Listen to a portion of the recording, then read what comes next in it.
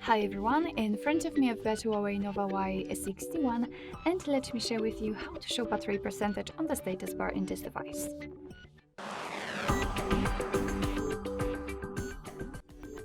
So if you've got only the battery indicator and if you want to have the percentage just like I have here, then I promise it is so easy operation to do.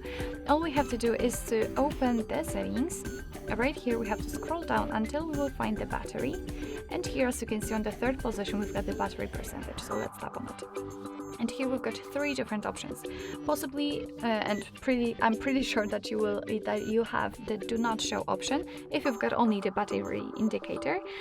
So you can, as you can see, show the percentage next to the battery icon, so the option I had, or inside the battery icon, and as you can see, it will be basically inside the battery icon. So it's up to you which option you'd like to use.